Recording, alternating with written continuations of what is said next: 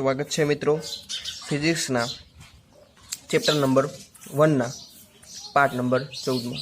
तो मित्रों अहीं आपणे जे पाछळना लेक्चरमां वात करी हती के गाउसना नियमनी वात करी हती। गाउसनो नियम आपणे जोयो हतो अने तेना आपणे पछी उपयोगोनी वात करी हती। उपयोगोमां आपणे अनंत लंबाईनो जो तार होय तेना माटे आपणे विद्युत क्षेत्रनुं सूत्र मेळवी लीधुं हतुं। हवे आगळ तरफ गाउसना नियममां जईए तो आपणी पासे एक पाछो एक बीजो गाउसना नियमनो उपयोग छे कि कोई धारो कि विद्युत भारित अनंत समतल होय। ओलामां आपणे वायरनी वात करी हती कि अनंत लंबाईनो जो एक पातळो वायर होय, पातळो तार होय तो एनुं विद्युत क्षेत्रनुं सूत्र आपणे मेळव्युं हतुं। हवे अहींया आपणे वात करवानी छे कि विद्युत भारित अनंत समतल होय, अनंत समतल वडे उद्भवतुं विद्युत क्षेत्रनी वात करवानी छे। तो सौप्रथम आपणे एक समतल दोरी लईए। तो मित्रों एक आपणे समतल दोरीए छीए। एक आ समतल छे, समतलने आपणे थोडुंक 3 डायमेंशनमां दોરવાનો प्रयास करीशुं जेथी आपणे आकृति वधारे सरस रीते समजी शकाय। तो एक आ अनंत समतल दोरीए छे। अनंत समतल मित्रों एवुं नथी के अनंत लंबाई सुधी अहीं आपणे दોરवानुं छे। अहीं आपणी पासे बुकनी लिमिट होवाथी आपणी पासे एक नानुं अमथुं समतल दોરवानुं छे। ओके, तो एक आ समतल दोरीए अने समतलमांथी आपणे एक सपाटी लईए, गाउसियन सपाटी आजुबाजु। तो एक आपणे एक समघन जेवुं दોરવાનો प्रयत्न करीए। बने तरफथी आपणे एक समघन बने ए रीतनो प्रयत्न करीए।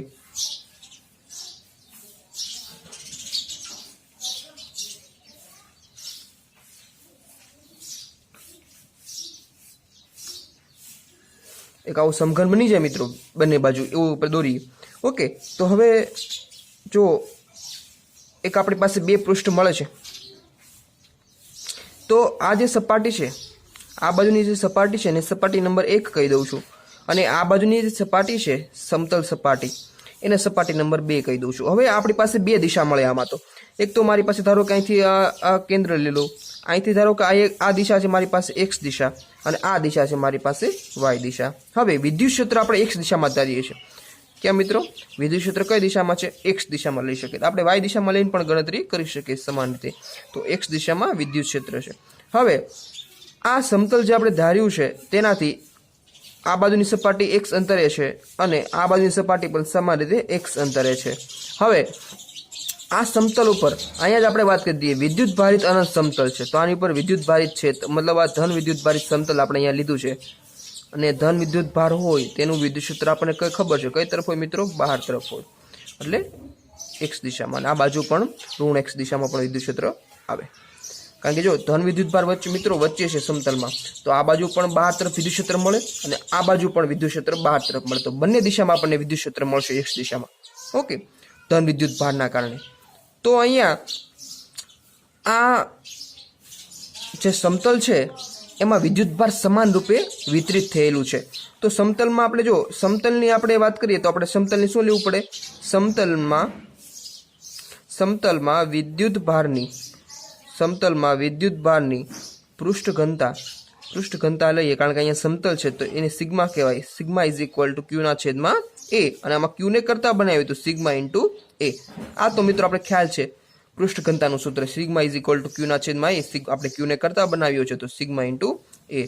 हवे अहींया जो आ सपाटी 1 छे, आ 2 छे, आ रीते आ सपाटी नंबर 3 कही दઈએ, નીચેની સપાટી 4 कही दઈએ, આગળની 5, પાછળની 6।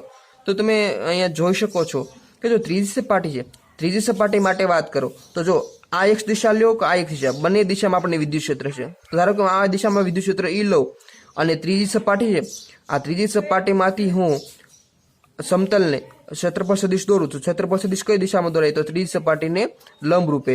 तो ए क्षेत्रफल सदिश आ दौरू तो जो बंने वच्चे खूणो केटलो थाय? 90 डिग्री। आ चौथी सपाटी माटे दौरू तो क्षेत्रफल सदिश अने ई वच्चे खूणो केटलो थाय? 90 डिग्री। आ रीते पांचमी सपाटी अने छठी सपाटी, त्रीजी, चौथी, पांचमी ने छठी बधी सपाटी वच्चे मित्रों केटलो खूणो थाय? 90 डिग्री। तो सपाटी वाते सपाटी 3, 4 अथवा 5, 6 आ नीचेनी उपरनी 3 कही दઉં, નીચેની 4, આગળની 5, પાછળની 6। सपाटी माटे 5, 3, 4, 5, 6 माटे विद्युत क्षेत्र छे मित्रों। विद्युत क्षेत्र अने क्षेत्रफल सदिश बने केवा थाय मित्रों? लंब थाय। तेथी तेनुं फ्लक्स केटलुं थाय? शून्य थाय। ओके, कारण के 90 डिग्री खूणो होय ने फ्लक्सनुं सूत्र शुं छे? મિત્રો ફ્લક્સનું સૂત્ર 5 = EA cos θ અને cos 90 ડિગ્રી એટલે 0. તો આપણે સપાટી 1 અને 2 માટે અહીંયા વાત કરીએ. તો સપાટી 1 માટે વાત કરું તો φ1 કહી દઉં સપાટી 1 માટે. સપાટી 1 માટે φ1. તો જો અહીંયા આ દિશામાં પણ વિદ્યુત ક્ષેત્ર છે, ધન વિદ્યુત ભારને સમતલ વચ્ચે છે, તો આ બાજુ પણ વિદ્યુત ક્ષેત્ર મળે અને આ બાજુ પણ વિદ્યુત ક્ષેત્ર આપણને મળે. તો સપાટી 1 માટે ક્ષેત્રફળ સદિશ આપણને કયા દિશામાં મળે? આ દિશામાં મળે. અને વિદ્યુત ક્ષેત્ર પણ આ દિશામાં છે, તો બંને વચ્ચે ખૂણો 0 ડિગ્રી છે. તો φ1 = આપણને મળે EA. φ2 શું મળે મિત્રો? બી સપાટી માટે અહીંયા પણ વિદ્યુત ક્ષેત્ર આ દિશામાં પણ છે, તો આ દિશાનો ક્ષેત્રફળ સદિશ પણ આ બંને વચ્ચે ખૂણો 0 ડિગ્રી. તો φ2 બરાબર પણ EA. તો કુલ વિદ્યુત ક્ષેત્ર EA તો 2EA થઈ ગયું મિત્રો. કુલ વિદ્યુત ક્ષેત્ર કેટલું લીધું? 2EA. અહીંયા જો 5E, 5 એટલે ફ્લક્સ છે. આપણે ગાઉસનો નિયમ ખબર છે આપણને. તો ગાઉસનો નિયમ શું કહે છે કે 5 = Q/ε0. 5 = Q/ε0 અહીંયા 2EA. આપણે અહીંયા વિદ્યુત ક્ષેત્રની ગણતરી કરવાની. તો E ને આપણે કરતા બનાવીએ. તો E ને આપણે કરતા બનાવીએ તો E = Q/2 2ε0A. આવું આપણને સૂત્ર મળ્યું છે. પણ અહીંયા મિત્રો હજી અહીંયા Q કિંમત છે, Q વિદ્યુત ભાર છે. વિદ્યુત ભારનું આપણે ખબર છે Q = શું થાય? Sigma × A. તો Q = કિંમત મૂકી દઈએ આપણે સિગ્મા × A / 2ε0A. તો E = આપણને મળે, જો અહીંયા A કેન્સલ થઈ જાય છે મિત્રો, તો સિગ્માના છેદમાં 2ε0. ઓકે, તો આપણને આ વિદ્યુત ક્ષેત્રનું સૂત્ર મળી ગયું છે. યાદ રાખજો કે અનંત લંબાઈનું કોઈ પણ સમતલ હોય, સમાન વિદ્યુત ભાર, તેના વડે વિદ્યુત ભારનું સૂત્ર આપણે ગોતવાનું કે અથવા કોઈ પણ એવું એક્ઝામ્પલ આવે તો તેમાં સૂત્ર યાદ રાખજો E = સિગ્માના છેદમાં 2ε0. હવે ધારો કે આને સદિશ સ્વરૂપમાં પણ દર્શાવવાની દિશા દર્શાવી આપણે કે સદિશ સ્વરૂપની વાત કરી હોય આપણે, સદિશ એટલે દિશા દર્શાવવાની. તો E = સિગ્માના છેદમાં 2ε0 × n કેપ. n કેપ શું છે? તો કે એકમ સદિશની છે. શું છે મિત્રો? n કેપ શું છે? અહીંયા સમતલને લંબ એવો એકમ સદિશ છે. અહીંયા સમતલને લંબ કેમ કીધું છે? એકમ સદિશ સમતલને લંબ છે કારણ કે જો અહીંયા ધન વિદ્યુત ભાર છે. ધન વિદ્યુત ભારને કારણે વિદ્યુત ક્ષેત્ર હંમેશા કઈ તરફ હોય? બહાર તરફ. અને બહાર તરફ હોય તો સપાટીને કેવો થાય મિત્રો? લંબ થાય. ઓકે, તો આપણે અહીંયા યાદ રાખવાનું છે E = સિગ્માના છેદમાં 2ε0 × n કેપ.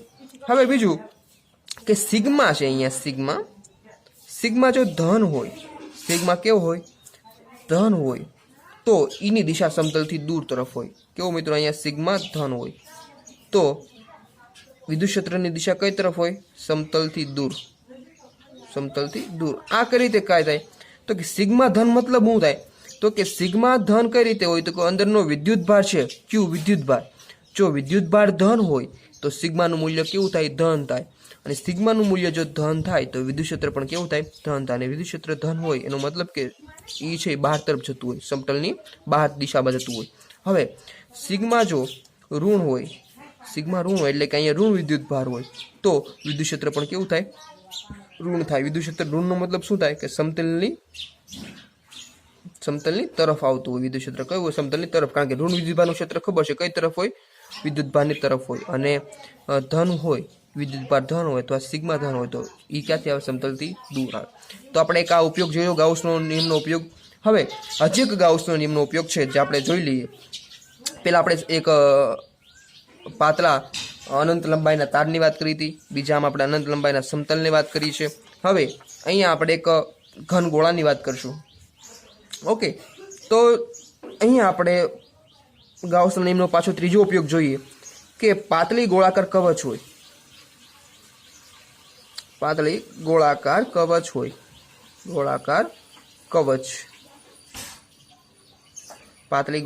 કવચ હોય તેમાં કોઈ પણ બહારનું બિંદુ હોય, કવચની બહારનું કોઈ પણ બિંદુ હોય. બહારના બિંદુએ વિદ્યુત ભારનું સૂત્ર મેળવવાનું છે. સમાન રૂપે વિદ્યુત ભારિત થયેલું, ધારો કે આપણી પાસે કવચ લઈએ. કવચ મતલબ કાંઈ નહીં, આપણી પાસે ધારો કે એક નાનીમથી રિંગ હોય. આવી નાનીમથી આપણી પાસે એક રિંગ છે. તો એક આ રિંગ આપણે અહીંયા દોરીએ તો મારી પાસે એક આ રિંગ છે. આ સમાન વિદ્યુતભારી છે એટલે આની ઉપર ધારો કે વિદ્યુતભારનું વિતરણ છે, ધન વિદ્યુતભાર સમાન રૂપે અહીંયા વિતરણ થયેલું છે, તો સમાન રૂપે વિતરણ થયેલું છે। હવે ધારો કે આનું કેન્દ્ર આપણે લઈ લઈએ, ઓ લઈ લઈએ, અને આનું ત્રિજ્યા લઈ લઈએ, ધારો કે આર ત્રિજ્યા છે। ઓકે, હવે આપણે આ ગોળાકાર જે કવચ છે એમાં કોઈ પણ બહારનું બિંદુએ આપણે વિદ્યુત ક્ષેત્ર ગોતવું છે। ઓકે, તો હવે આપણે આનું આપણે વિદ્યુત ક્ષેત્ર ગોતવું છે તો આનો અભ્યાસ કરવો છે અને આના પર ગાઉસનો નિયમ આપણે વાપરવો છે, ગાઉસનો નિયમનો ઉપયોગ કરવો છે। તેથી આપણે ગાઉસિયન સપાટી ધારી લઈએ। આપણે વાત કરી હમણાં ગાઉસના નિયમના જે મહત્વના મુદ્દા હતા એમાં આપણે વાત કરી હતી કે જેનો અભ્યાસ કરવો છે, જેમાં આપણે ગાઉસનો નિયમ લગાડવો છે, તે સપાટીને આપણે ગાઉસિયન સપાટી કહી શકીએ। ઓકે, તો એક ગાઉસિયન સપાટી ધારી લઉં, ગાઉસિયન એક આ ડેશ વાળી ગાઉસિયન એક સપાટી ધારી લઉં।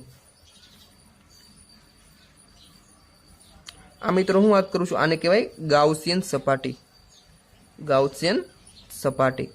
હવે આ ગાઉસિયન સપાટી ઉપર ધારો કે આપણે એ વાત કરીએ છીએ કવચના બહારના બિંદુએ, તો આ કવચ છે ને બહારના બિંદુ ગાઉસિયન સપાટી ઉપર પી બિંદુ લઈ લો। ઓકે, સપાટી ઉપર પી બિંદુ લઈ લો અને પી બિંદુ છે આ કેન્દ્રથી કેટલું દૂર છે તો કે સ્મોલ આર અંતરે, કેટલું છે સ્મોલ આર અંતરે દૂર છે। ઓકે, પી બિંદુ। હવે આ પી બિંદુની વાત કરું છું, હવે પી બિંદુ પર જો અહીંયા ધન વિદ્યુત ભારિત આ સમતલ છે એની ઉપર ધન વિદ્યુત ભારિત વિતરણ છે, આ કવચ ઉપર ધન વિદ્યુત ભાર વિતરણ છે, તો તેનું વિદ્યુત ક્ષેત્ર કઈ તરફ આવશે તો કે બહાર તરફ। તો પી બિંદુ વિદ્યુત ક્ષેત્ર આપણને કઈ તરફ મળશે તો બહાર તરફ। પી બિંદુ વિદ્યુત ક્ષેત્ર કઈ તરફ મળશે તો કે બહાર તરફ। અને અહીંયા જો પી બિંદુ છે આખું આ એક ગોળાકાર કવચ છે, એનું ક્ષેત્રફળ સદિશ કઈ તરફ મળશે તો કે એનું ક્ષેત્રફળ સદિશ પણ ડી એ પણ આપણને આ દિશા મળશે, બંને એક જ દિશા મળશે। શું કામ? કારણ કે હમણાં જ વાત કરી હતી કે ગોળાકાર કોઈ પણ સપાટી હોય તેના માટે આપણે ક્ષેત્રફળ સદિશ દૂર હોય તો એ કેન્દ્રમાંથી પસાર થાય। તો બંનેની દિશા મિત્રો એક જ છે, જો ઈ ની દિશા અને ડી ની દિશા, બંનેની દિશા કેવી છે મિત્રો? એક જ છે। તો ફ્લક્સ ગોતી લઈએ આપણે, વિદ્યુત ફ્લક્સની વાત કરીએ। જો બંને વચ્ચે ખૂણો કેટલો છે તો કે 0 ડિગ્રી છે, બંને વચ્ચે ખૂણો કેટલો છે 0 ડિગ્રી। તો આપણે ડાયરેક્ટ વાત કરીએ તો 5 કુલ ફ્લક્સ ડાયરેક્ટ લઈ લઈએ। કુલ ફ્લક્સ એટલે તો કે સંકલનમાં ઈ ઇન્ટુ ડીએ। હવે સંકલનમાં આપણે નિશાની દૂર કરીએ તો ઈ ઇન્ટુ ડીએ, ખૂણો કેટલો થાય બંને વચ્ચે તો કે 0 ડિગ્રી, કોસ 0 ડિગ્રી। તો આપણને સૂત્ર મળ્યું સંકલનમાં ઈ ઇન્ટુ ડીએ। હવે આપણે વિદ્યુત ક્ષેત્ર ઈ તો અચળ જ છે બધી જગ્યાએ, તો અંદર સંકલનમાં શું આવશે ડી। તો કુલ સપાટીનું તમે ક્ષેત્રફળનો તમે સરવાળો કરો તો તમને શું મળે? આ ડી એ તો નાના ભાગનું ક્ષેત્રફળ છે, આવી રીતે કુલ સપાટીનું તમે ક્ષેત્રફળની વાત કરો તો કેટલું મળે તો કે એ જેટલું। અને કુલ સપાટીનું ક્ષેત્રફળ કેટલું તો કે 4πr²। આ વર્તુળ ગોળ છે, ગોળાનું ક્ષેત્રફળ કેટલું થાય મિત્રો? 4πr²। Okay, 5 E = 4πr²। હવે આપણે વિદ્યુત ક્ષેત્ર ગોતવું છે। શું મિત્રો ગોતવું છે? વિદ્યુત ક્ષેત્ર। તો ઈ ને કરતા બનાવીએ તો E = શું થાય તો કે 5/4πr²। ઓકે, અહીંયા આપણે 4π, હવે Q5 ની વાત કરીએ, 5 બરાબર આપણે ખબર છે ગાઉસનો નિયમ, તો 5 = શું થાય ગાઉસનો નિયમમાં? 5 = Q/ε0। તો 5 ની કિંમત મૂકી દઈએ અહીંયા આપણે ઉપર સૂત્રમાં, તો E = ઉપર Q/4πε0 × R। ઓકે, આપણને આ સૂત્ર મળી ગયું છે, r² છે તો r² છે। ઓકે, અહીંયા જો આપણે આ બિંદુ આપણે ક્યારે મળ્યું છે કે આર અંતર છે, જે આર અંતર છે પી બિંદુનું આર અંતર એ ખૂબ જ વધારે છે કોના કરતાં? ત્રિજ્યા કરતાં। ત્યારે આપણે આ સૂત્ર લાગુ પડ્યું છે કે અંતર છે આર, પી બિંદુનું જે અંતર છે કેન્દ્રથી એ કવચની ત્રિજ્યા કરતાં કેવું છે? વધારે છે। ઓકે, હવે ધારો કે પી બિંદુ છે એ આ કવચની ઉપર હોય તો કવચની ત્રિજ્યા કેટલી છે? આર છે। તો આ સૂત્રમાં Q = 4πε0, અહીંયા શું આવશે? r² આવશે, કેપિટલ r²। ક્યારે? કે જ્યારે r = r, મતલબ આર અંતર છે પી બિંદુ અહીંયા ને પી બિંદુ પણ ક્યાં હોય? સપાટી ઉપર હોય, ત્યારે કેવું સૂત્ર આવે? આવું સૂત્ર આવશે। અહીં ત્રિજ્યા r હતી, અંતર r હતું, હવે સપાટી ઉપર હોય તો ત્રિજ્યા કેટલી થઈ જાય? r જેટલી, તો છેદમાં r² આવશે। હવે અહીંયા આપણે Q ની વાત કરી છે, Q અહીંયા હું વાત કરી દઉં કે આ સમતલ જેવું છે, તો સમતલ ઉપર વાત કરું કે સિગ્મા = Q/A થાય વિદ્યુતભારની પૃષ્ઠ ઘનતા, આના આપણે હમણાં વાત કરી હતી। તો Q ને કરતા બને તો Q = σ × A, તો Q = અહીં સિગ્મા A મૂકી દો, તો સિગ્મા A છેદમાં 4πε0 × r²। Okay E is equal two okay એમાંથી કેન્સલ થાય એવું લાગે છે કંઈ તો કે થાય એવું લાગે છે પણ હજી આપણે એક સ્ટેપ વધારવાની જરૂર છે અહીંયા એ એટલે ક્ષેત્રફળ છે તો ક્ષેત્રફળ અહીંયા ગોળાકાર કવચનું ક્ષેત્રફળ મૂકી દઈએ સિગ્મા ઇન્ટુ 4πr², 4πr² છેદમાં 4πε0 ઇન્ટુ r². તો અહીંયા જો મિત્રો 4π કેન્સલ થઈ જાય છે, r² કેન્સલ થઈ જાય છે, E ઇઝ ઇક્વલ ટુ કેટલું વધે છે આપણને સિગ્માના છેદમાં ε0, સિગ્માના છેદમાં ε0. ઓકે તો મિત્રો જો આગળ આપણે વાત કરી હતી કે અનંત લંબાઈના સમતલ માટે જે આપણે વિદ્યુત ક્ષેત્રનું સૂત્ર મેળવ્યું હતું E ઇઝ ઇક્વલ ટુ સિગ્માના છેદમાં 2ε0 મેળવ્યું હતું. અહીંયા ખાલી ગોળાકાર કવચ છે તેમાં કવચની બહારના બિંદુએ ગોળાકાર કવચની બહારના બિંદુએ વિદ્યુત ક્ષેત્રનું સૂત્ર કેટલું મળ્યું છે સિગ્માના છેદમાં ε0. હવે આપણે તમને જોતા જ ખ્યાલ પડે કે વિદ્યુત ક્ષેત્ર E છે એ કેવું છે મિત્રો અહીંયા ગોળાકાર કવચના બહારના બિંદુ માટે 1/r². જોવો અહીંયા 1/r², મતલબ અંતરના વર્ગના વ્યસ્ત પ્રમાણમાં છે. ઓકે આ ગોળાકાર કવચની બહારના બિંદુએ વિદ્યુત ક્ષેત્રનું સૂત્ર કેટલું મળ્યું આપણને E ઇઝ ઇક્વલ ટુ સિગ્માના છેદમાં ε0. હવે ધારો કે આ ગોળાકારની કવચ છે એની અંદરના બિંદુ હોય, આ કવચના બહારના બિંદુએ આપણે P બિંદુ લીધું હતું, હવે કવચની અંદર કોઈ P બિંદુ હોય તેના માટે આપણે વિદ્યુત ક્ષેત્રની ગણતરી કરી લઈએ. ચલો કોક આપણે એ વાત કરી લઈએ તો ગોળાકાર કવચની અંદરના બિંદુએ વિદ્યુત ક્ષેત્ર. તો ગોળાકાર કવચ પાછું આપણે દોરી લઈએ, એનું આપણે અંદરનું બિંદુ ઉપર આપણે વિદ્યુત ક્ષેત્ર આપણે ગણતરી કરવી છે. તો એક આપણે આ કવચ દોર્યું છે અને કવચ ઉપર તો આપણે ખ્યાલ જ છે કેવો વિદ્યુત ભાર છે તો કે સમાન રૂપે ધન વિદ્યુત ભારનું વિતરણ થયેલું છે. હવે આપણે અંદર P બિંદુ લેવું છે એટલે આપણે ગાઉસિયન સપાટી ક્યાં ધારીશું મિત્રો અંદર ધારી લઈશું. ધારો કે એનું કેન્દ્ર O છે.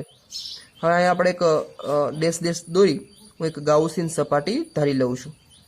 આ ગાઉસિયન સપાટી છે.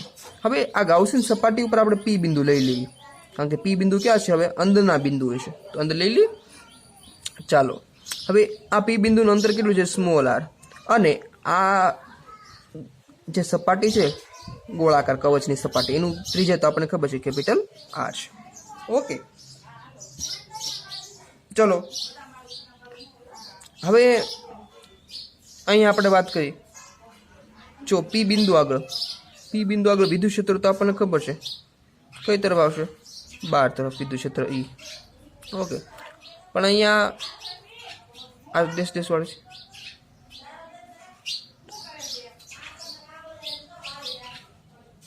આ ડેશ વાળી છે એનું શું કહેવાય ગાઉસિયન સપાટી કહેવાય. અહીંયા હવે આપણે વાત કરવાની છે કે જો વિદ્યુત ભાર છે અહીંયા વિદ્યુત ભાર છે ગાઉસિયન સપાટીની અંદર કાંઈ વિદ્યુત ભાર છે નહીં. જો તમે ગાઉસિયન સપાટી આપણે ધારી છે તો ગાઉસિયન સપાટી અંદર કોઈ વિદ્યુત ભાર છે નહીં તો કે વિદ્યુત ભાર તો ક્યાં છે સપાટીની બહાર વિદ્યુત ભાર છે. તો અહીંયા આપણે વાત કરી કે ગાઉસિયન સપાટીની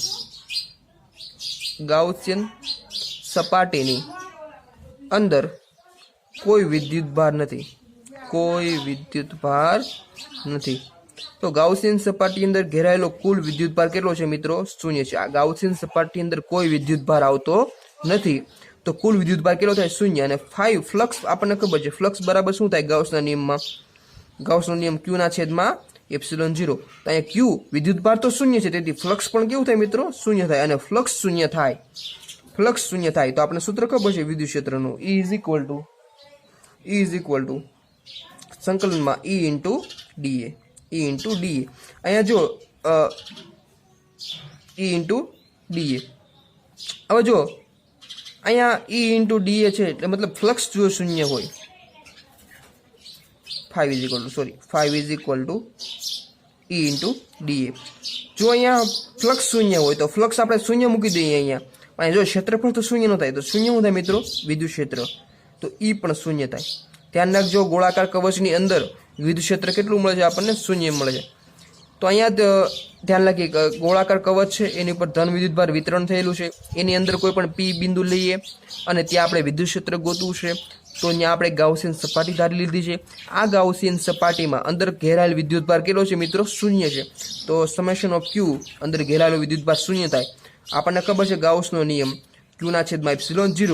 અહીંયા કુલ વિદ્યુત ભાર 0 હોવાથી ફ્લક્સ પણ કેવું થાય મિત્રો શૂન્ય થાય અને ફ્લક્સ શૂન્ય હોય મિત્રો આપણને આ સૂત્ર ખબર છે 5 સંકલનમાં E × D તો અહીંયા ફ્લક્સ શૂન્ય હોય તો વિદ્યુત ક્ષેત્ર પણ કેવું થાય મિત્રો શૂન્ય થાય ઓકે તો આપણે ગાઉસની સપાટીની બહાર વિદ્યુત ક્ષેત્ર કેટલું મળ્યું સિગ્માના છેદમાં એપ્સિલોન 0 અને અહીંયા આપણે ગોળાકાર કવચની અંદરના બિંદુએ વિદ્યુત ક્ષેત્ર આપણને કેટલું મળ્યું છે શૂન્ય મળ્યું છે ઓકે હવે આપણે એનો એક આલેખ જેવું દોરી લઈએ કે આપણે સમાન રીતે સમજાય તો જો મિત્રો હું એક અહીંયા બે એક્સ એક્સિસ ને વાય એક્સિસ લઉં છું આ એક્સિસમાં ધારો કે હું વિદ્યુત ક્ષેત્ર E લઉં છું અને અહીંયા હું અંતર લઉં છું R અંતર ઓકે અને E નું સૂત્ર તો આપણને ખબર છે E કેટલું છે તો કે કે ક્યુ છેદમાં R સ્ક્વેર કે ક્યુ છેદમાં R સ્ક્વેર હવે અહીંયા વિદ્યુત ક્ષેત્ર જો અહીંયા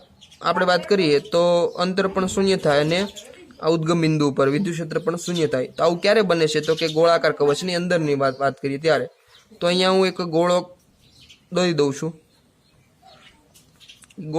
જેનું કેન્દ્ર આપણે અહીંયા છે તો કેન્દ્ર ઉપર આપણને ખબર છે વિદ્યુત ક્ષેત્ર કેવું થાય શૂન્ય થાય અને આ ગોળાકારની ત્રિજ્યા કેટલી છે આ ગોળાની ત્રિજ્યા આપણે લીધી હતી R3 છે અહીંયા જ આપણે ગોળાકાર કવચની ત્રિજ્યા કેટલી લીધી હતી R ઓકે R તો અંતર પણ લખી નાખવું આપણે ક્યાં અંતર સુધી આવી ગયા તો કે R = R અંતર સુધી આવી ગયા ઓકે હવે ત્યાં સુધી આપણને વિદ્યુત ક્ષેત્ર કેટલું મળે છે તો કે KQ છેદમાં R².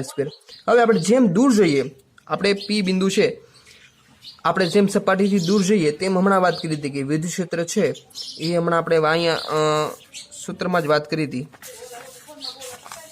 જો અહીંયા આપણે સૂત્રમાં જ વાત કરી હતી ગોળાકાર કવચની બહારનું બિંદુ હતું એમાં આપણે સૂત્રમાં વાત કરી હતી કે વિદ્યુત ક્ષેત્ર છે એ 1/છેદમાં અંતરના વર્ગના વ્યસ્ત પ્રમાણમાં છે જેમ દૂર જઈએ તેમ તો અહીંયા પણ આપણે આકૃતિમાં દોરી લઈએ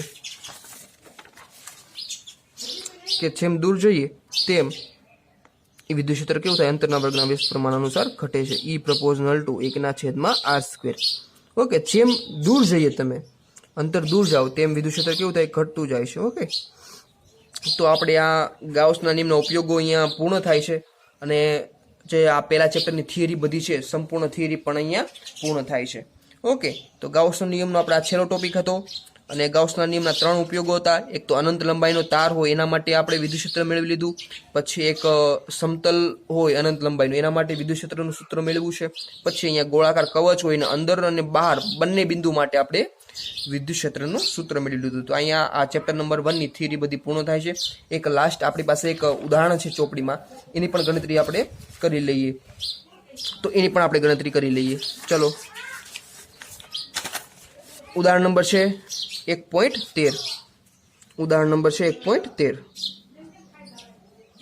તો ચોપડીમાં ઉદાહરણ નંબર 1.13 છે એની વાત કરી લઈએ તો 1.13 છે એમાં આપણને કીધું છે કે પરમાણુનું મોડેલ છે એક મોડેલ છે એમાં વચ્ચે ધારો ખબર છે પરમાણુની વચ્ચે શું હોય પરમાણુ કેન્દ્ર હોય તો પરમાણુ કેન્દ્ર છે એની ત્રિજ્યા આપણી પાસે સ્મોલ r છે અને તેમાં ધન વિદ્યુતભારનું વિતરણ થયેલ છે થયેલું છે અને એમાં શું કીધું છે કે આ કેન્દ્ર છે પરમાણુ કેન્દ્ર છે પરમાણુનું કેન્દ્ર આસપાસ શું હોય તો કે એક ત્રિજ્યા સુધી અમુક આ પરમાણુનું કેન્દ્ર છે પરમાણુ ત્રિજ્યા બાજુ હું આગળ બાજુ કક્ષા હોય કે નહીં તો તેમાં ઋણ વિદ્યુતભારનું વિતરણ થયેલું છે કેવો મિત્રો અહીંયા કેવો છે મિત્રો ઋણ વિદ્યુતભાર છે એટલે જોતા જ આપણને એવો ખ્યાલ આવી જાય કે જો કેન્દ્રમાં ધન વિદ્યુતભાર છે પરમાણુમાં અને બહાર કેવો છે ઋણ વિદ્યુતભાર એટલે કે આ પરમાણુ છે એ વિદ્યુતભાર રીતે કેવો છે તટસ્થ છે ધન વિદ્યુતભાર અને ઋણ વિદ્યુતભાર ટોટલ વિદ્યુતભાર કેટલો થાય મિત્રો આનો 0 એટલે આ છે એ વિદ્યુતભારની રીતે કેવો છે મિત્રો તટસ્થ છે હવે આપણે કીધું છે કે ન્યુક્લિયસથી r અંતરે અને આની ધારો કે આ ત્રિજ્યા છે r છે આ ત્રિજ્યા છે કેટલી મિત્રો r છે હવે ધારો કે આપણે અહીંથી r અંતરે વિદ્યુત ક્ષેત્ર કેટલું હશે તો અહીંથી એક દોરી દઉં કે અહીં ધારો કે મારી પાસે P બિંદુ છે રેડી r અંતર કોઈ પણ r અંતર લઈ લઉં ત્યાં P બિંદુ છે તો અહીં આપણે વિદ્યુત ક્ષેત્ર કેટલું છે એ આપણે ગણતરી કરવાની છે તો અહીંયા પહેલાં હું છે એ ઘનતાની વાત કરું કારણ કે અહીં વિદ્યુતભારનું વિતરણ થયેલું છે તો ઘનતાની વાત કરું તો ઘનતા અહીંયા જો 3 ડાયમેન્શનમાં છે અને ઘનતાની વાત કરું તો ρ = Q/V કદ ઘનતાની વાત કરું ઓકે, તો અહીંયા જો બહાર આપણને ખબર છે ન્યુક્લિયસની વાત નથી કરતો, અત્યારે બહારની વાત કરું છું. બહાર મિત્રો ન્યુક્લિયસની કેન્દ્ર છે, કેન્દ્રની બહાર જો ન્યુક્લિયસમાં તો આપણને જોવા મળશે કે અહીંયા ઋણ વિદ્યુતભારનું વિતરણ થયેલું છે. તો ઋણ ઉપર વિદ્યુતભાર કેવો છે? તો કે ઋણ. જેડી એટલે કાંઈ નહીં, આ વિદ્યુતભાર દર્શાવે છે. માઇનસ કેવો છે? ઋણ વિદ્યુતભાર છે. હવે તેમનું કદની વાત કરીએ. કદ કેટલું છે? તો કે 4/3 પાય, અને ત્રિજ્યા કેટલી છે ટોટલ? r ત્રિજ્યા, તો r3. ઓકે, તો આને દર્શાવીએ ρ ઇઝ ઇક્વલ ટુ માઇનસ 4 ઉપર 3 ઉપર જાય 3/4 ZE છેદમાં 4πr3. આને સમીકરણ નંબર 1 કહી દઉં. હવે આપણે અહીંયા પહેલા વાત કરી લઉં કે r અંતર છે જે એ લેસ ધેન r હોય, મતલબ જે આ P બિંદુ છે, P બિંદુનું અંતર કેટલું છે? કેન્દ્રથી આપણે લીધું છે r અંતર. તો P બિંદુ છે એ ત્રિજ્યા કરતા નજીક હોય. આ જે ત્રિજ્યા છે, આ પરમાણુની ત્રિજ્યા કેટલી છે? તો કે r. તો એની કરતાં કેવું હોય? અંદર બિંદુ હોય. તો r ગ્રેટર ધેન r, મતલબ P બિંદુ ક્યાં હોય? અંદર હોય. P બિંદુ અંદર હોય ત્યારે આપણે વિદ્યુતભારની વાત કરીએ. કુલ વિદ્યુતભાર કેટલો થાય? તો કે કુલ વિદ્યુતભાર કેટલો થાય? Q ઇઝ ઇક્વલ ટુ, તો કે અંદરનો વિદ્યુતભાર અને આ બહારનો વિદ્યુતભાર, કુલ વિદ્યુતભારની વાત કરીએ તો અંદર વચ્ચેનો ધન કેન્દ્રનો વિદ્યુતભાર કેટલો છે? તો કે ધન છે, તો ધન ZE. ઓકે, અને આ બહારનો વિદ્યુતભાર કેટલો છે? બહારનો વિદ્યુતભાર કેટલો છે? તો એનો વિદ્યુતભારની વાત કરું તો એનો વિદ્યુતભાર કેટલો થાય? તો કે +4/3 πr³ ઇન્ટુ ρ. πr³ into ρ. તો મિત્રો આ સૂત્ર ક્યાંથી આવ્યું? આ સૂત્ર ક્યાંથી આવ્યું? તો એ તમને વાત કરું. જો અહીંયા આપણે ઘનતા ρ ઇઝ ઇક્વલ ટુ શું વાત કરીએ છીએ? Q/V. એકમ કદ દીઠ વિદ્યુતભારને શું કહેવાય? કદ ઘનતા કહેવાય. તો અહીંયા જો આપણે વિદ્યુતભારની જરૂર છે, Q ને કરતા બનાવો તો Q ઇઝ ઇક્વલ ટુ શું થાય? ρ ઇન્ટુ V થાય. અને આ ગોળાકારનું કદ કેટલું થાય? ગોળાનું કદ 4/3 πr³. ઓકે, અને અહીંયા શું આવશે? ρ આવશે. ઓકે, તો જો આ જ રીતે અહીંયા વાત કરી. ઓકે, તો જો અંદરનો વિદ્યુતભાર ધન વિદ્યુતભાર છે, ZE વિદ્યુતભાર ધન વિદ્યુતભાર છે, અને પ્લસ જે બીજો વિદ્યુતભાર છે એના માટે એની Q બરાબર શું લખાય? 4/3 πr³ ઇન્ટુ ρ. ઓકે, તો હવે વાત કરીએ તો ZE ધન વિદ્યુતભાર છે, પણ કેટલો ધન વિદ્યુતભાર છે? તો કે ઘનતા જેટલો. તો આપણે વાત કરીએ હવે ZE પ્લસ 4/3 πr³. અહીંયા ઘનતા છે, ઘનતાનું સૂત્ર આપણે મૂકી દઈએ. ઘનતાનું સૂત્ર આપણે મેળવ્યું હતું -3/4 ZE છેદમાં 4πr³. તો અહીંયા ZE અહીંયા માઇનસ આગળ લઈ લઉં છું, તો -ZE. અહીંયા જો આ 4 છે, આ 4 કેન્સલ થઈ જાય છે, આ 3 છે, આ 3 કેન્સલ થઈ જાય છે, અહીંયા પાઈ પણ કેન્સલ થઈ જાય છે, પાઈ પણ અહીંયા કેન્સલ થઈ જાય છે, અને ઉપર શું વધશે? તો કે ઉપર છે r³ વધશે, અને છેદમાં પણ કેપિટલ R³ વધશે. ઓકે, હવે આપણે વિદ્યુત ક્ષેત્ર ગણવું છે તો E ઇઝ ઇક્વલ ટુ ખબર છે KQ છેદમાં r², અને ત્રીજા કેટલી છે? r². KQ છેદમાં r². તો કેના છેદમાં r² અચલ રાખો, અને વિદ્યુતભારની જગ્યાએ આપણે અહીંયા મેળવ્યું છે Q વિદ્યુતભારની જગ્યાએ, તો મૂકી દઉં ZE માઇનસ ZE r³ છેદમાં r³. ઓકે, તો કેની કિંમત મૂકી દઉં તો 1/4πε0, અને r² ને અંદર ગુણી દઉં તો r² પહેલાં અંદર જાય તો ZE છેદમાં r² માઇનસ ZE, અહીંયા r² અંદર જાય તો r³ છે કેન્સલ થઈ જાય, તો ઉપર ખાલી r વધશે અને છેદમાં વધશે r³. ઓકે, તો હવે આમાંથી ZE પણ બેમાં કોમન છે, ZE કોમન કાઢ લઉં. ZE છેદમાં 4πε0 1/r² માઇનસ r/r³. તો આપણને અહીંયા અંતર છે P બિંદુ જો ત્રિજ્યા કરતાં નજીક હોય, પરમાણુની ત્રિજ્યા કરતાં નજીક હોય, તો આપણને વિદ્યુત ક્ષેત્રનું સૂત્ર આવું મળી ગયું છે. હવે બીજો ટોપિક લઈએ કે P બિંદુ છે એ કેવું હોય? આર અંતર છે ખૂબ જ વધારે હોય. આર અંતર છે આ P બિંદુનું આર અંતર એ ત્રિજ્યા કરતાં ખૂબ જ દૂર હોય ત્યારે વાત કરીએ તો ત્યારે ગાઉસિયન સપાટી વડે ઘેરાયેલ કુલ વિદ્યુતભાર કેટલો થાય? તો કે ધન વિદ્યુતભાર વત્તા કુલ ધન વિદ્યુતભાર અને ઋણ વિદ્યુતભાર. તો ગાઉસિયન સપાટી વડે ઘેરાયેલ કુલ વિદ્યુતભાર કેટલો થાય? 0 થાય. ગાઉસિયન સપાટી વડે સપાટી વડે કુલ વિદ્યુતભાર કેટલો થાય? શૂન્ય થાય. તેથી ફ્લક્સ એ શૂન્ય થાય અને વિદ્યુત ક્ષેત્ર પણ શૂન્ય થાય. ઓકે, ધ્યાન રાખજો કે પી બિંદુ ખૂબ જ દૂર હોય તો પી બિંદુ દૂર હોય તો એને તમે ગાઉસિયન સપાટી આખી લઈ લો તો અંદર તમને કુલ વિદ્યુતભાર કેટલો મળે? ધન અને ઋણ. તો કુલ વિદ્યુતભાર કેટલો થાય? શૂન્ય થાય. અને પહેલા ટોપિકની વાત કરીએ તો આપણે પી બિંદુ છે મિત્રો અંદર લીધું હતું. પી બિંદુ ક્યાં લીધું હતું? ત્રીજા કરતા અંદર લીધું હતું. એટલા માટે અહીંયા ઘેરાયેલો કુલ વિદ્યુતભાર શૂન્ય થતો નથી. પી બિંદુ ખૂબ જ દૂર લ્યો અને ત્યાં તમે ગાઉસિયન સપાટી દોરો તો અંદર બધા વિદ્યુતભાર અંદર આવી જાય, તેથી શૂન્ય થાય. પણ હવે આર બરાબર આર લ્યો, બીજું બિંદુ લ્યો, ત્રીજો કેસ લો કે r is equal to r. મતલબ પી બિંદુ છે અહીંયા સપાટી ઉપર લ્યો, પરમાણુની જે બહારની કક્ષા હોય લાસ્ટ કક્ષા એ સપાટી ઉપર લ્યો તમને પી બિંદુ, ત્યાં પણ ઘેરાયેલ કુલ વિદ્યુતભાર કેટલો થાય મિત્રો? શૂન્ય. તો તેના માટે પણ વિદ્યુત ક્ષેત્ર કેટલું થાય? શૂન્ય થાય. ઓકે, તો આ રીતે ઉદાહરણ નંબર 1.13 પણ પૂરું થઈ ગયું છે. તો આપણું ચેપ્ટર નંબર 1 12મા ધોરણનું એક પૂર્ણ થાય છે. અને હવે એક મિત્રો ખાલી એક સ્વાધ્યાયના દાખલા છે. ઓકે, તો અહીંયા થિયરી અને ઉદાહરણ બંને પૂરું થાય છે. Thank you very much.